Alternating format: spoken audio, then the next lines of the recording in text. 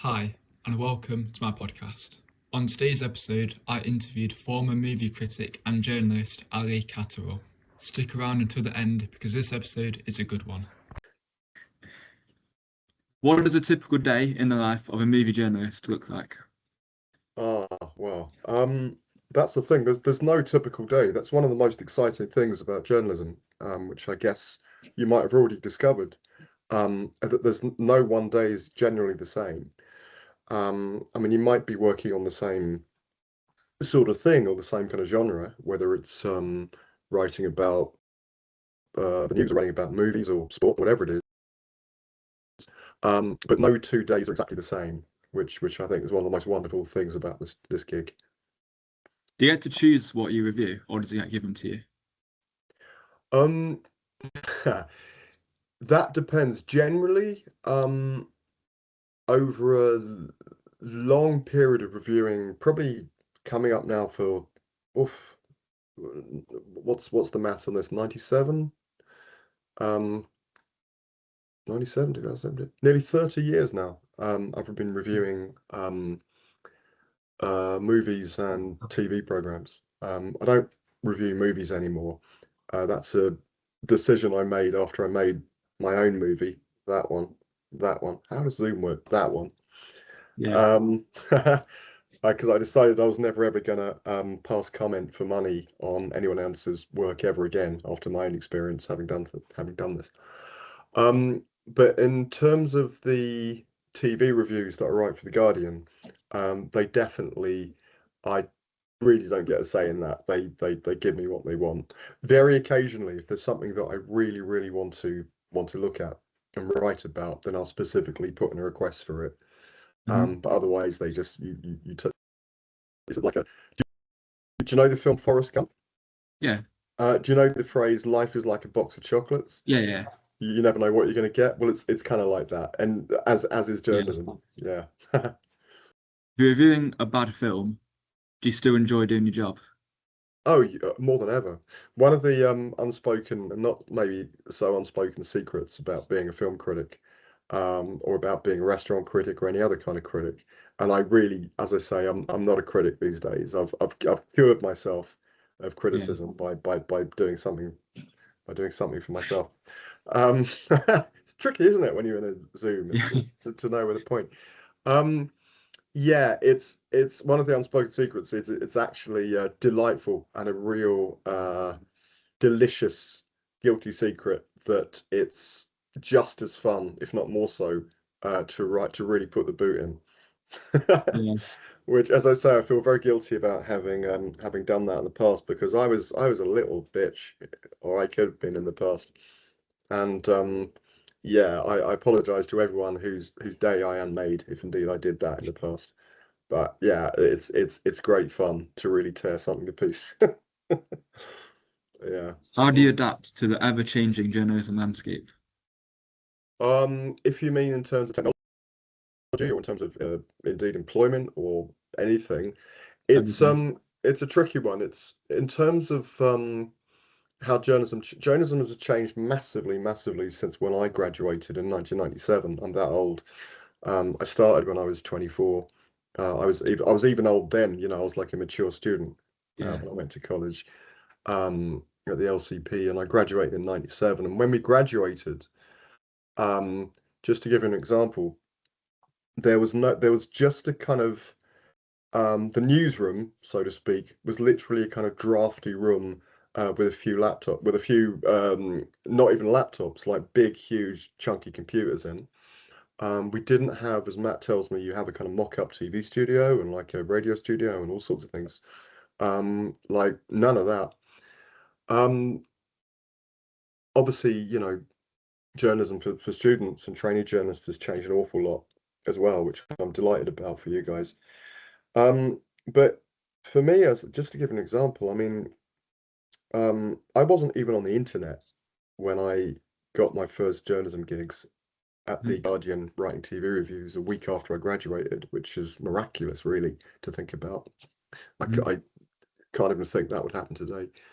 But I didn't even have the internet. I used to go into my college to handwrite my reviews and take them round to the office, so someone had to type them up and then put them into the paper. Yeah.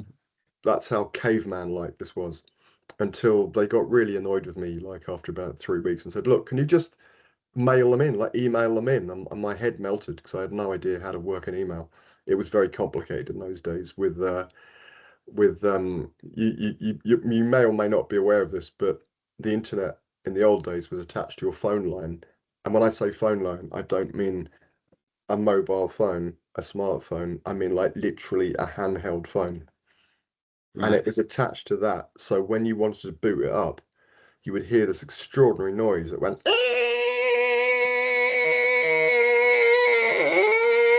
for about 5 minutes. And if anyone was using the phone in the house, they had to hang up because you were, I don't know, researching old Simpsons episodes or something. I mean, it was Yeah. insane. It was like something from the Stone Age, but we all have to start somewhere. Um, so yeah, obviously on a technological basis, that's a massively changed. Um, Deadlines have gotten definitely kind of shorter and tighter Mhm. with the advent of the internet. The internet obviously is the huge change. It's changed everything since I started in the last since well, since 1997. It's changed Yeah. absolutely the whole thing. Um, it's changed how relevant certain journalists are. So in that respect, it's changed employment prospects, Yeah. which were never easy in the first place. Um, it's certainly changed pay rates. Sorry, I'm aware I'm flinging an awful lot of negatives at you, and I don't mean to. But certain things just are how they are. Um, it's changed access. It's changed in good and bad ways. Obviously, with the proliferation of social media and everyone being on social media, journalists are now obviously taking stories directly from social media and making them news stories. It's changed because of that. It's changed the role of PR. It's changed the role of film company. It's changed pretty much every aspect of media you can think of, and that all flows into journalism Yeah. because it all has a knock-on effect. So it's a kind of incalculable change. What hasn't changed is the human need and craving and desire for stories and to be entertained and to learn stuff, um, and to spark curiosity and to really remind everyone out there that we are all humans and we're all basically on this planet trying to get by. And we're all still after uncovering the bad people and still after celebrating the good people. And Hmm. so, in a very fundamental way, that's a constant and that remains, thankfully. My final question is, would you recommend your job? 100,000%. It's the greatest job in the world. I mean, it's before I answer that, what would you say? What do you like about it? Um, I think it's very creative. You get to put your own spin on things and get to talk about things, which is what I like about it. Hmm. Hmm. I love how creative it is. Yeah, yeah. There's definitely a creative aspect to it. Weirdly, some journals I know aren't creative at all. Um, but that will lead me on to what I'll tell you about this is that what I like about it that it's, as I've said, no 2 days are the same. It's Mhm. never boring. And for ADHD people like me, that's a bonus. That's a massive bonus because my brain doesn't really do boring. It doesn't really like it. I like the fact it's has a kind of inbuilt structure, as in the form of a deadline, that it's not that it forces you to focus, um, write something, sometimes in a hurry, and that's really exciting. So I Mhm. like that aspect of it. Um, I like the fact that it genuinely has changed things and continues to change the world in sometimes good ways, really good ways, really good, powerful ways. Um, I like the fact that it's a massively kind of freelance thing, although that's can be problematic as well when you're scratching for money, as we invariably are. That's one thing I warn you about journalism. It does not pay very much. But if you're into journalism, one, you probably knew that, and two, your overriding passion to tell stories and be creative hopefully overrides that too. Think of this as a branch of the arts, like being a photographer or a painter or a musician. It's the same, you know. It might look different, but it is essentially a branch of the arts, and it's another kind of art form. You know, that bear in mind always that.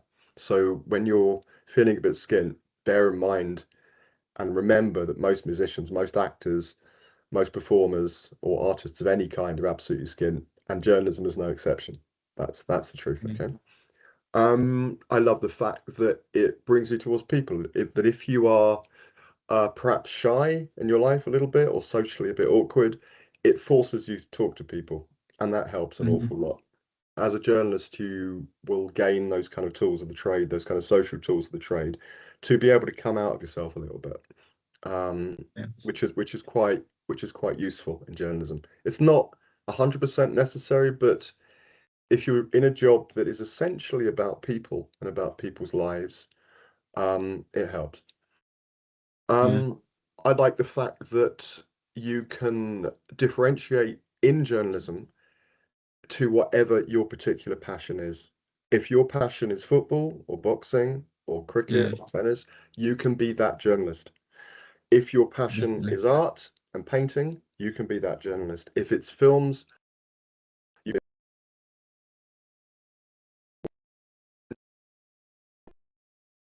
and that, importantly, is when you get out there in the big wide journalistic world, delineate, specify.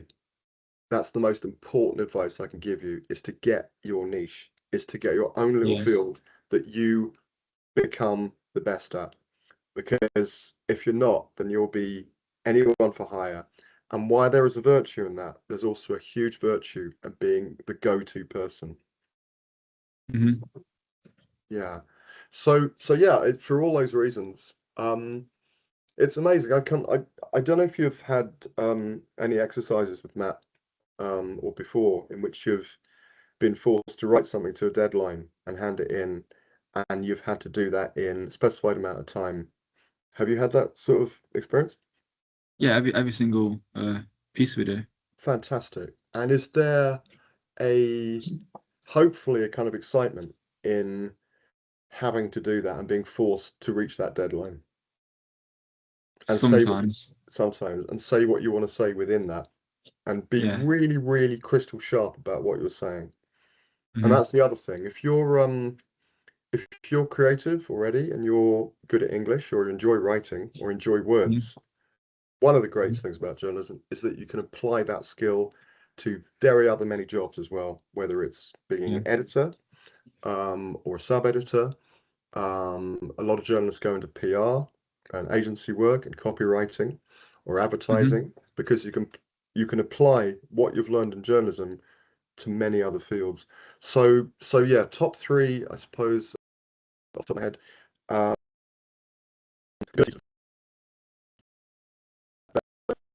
Just because the whole structure of the job. Two, the ability to diversify. You can go into so many different areas if you wish. It's a springboard. Think of it almost weirdly as a kind of like a job platform in and of itself, in which it can be a springboard to lead to so many other places. As I said, I ended up making a movie because of journalism.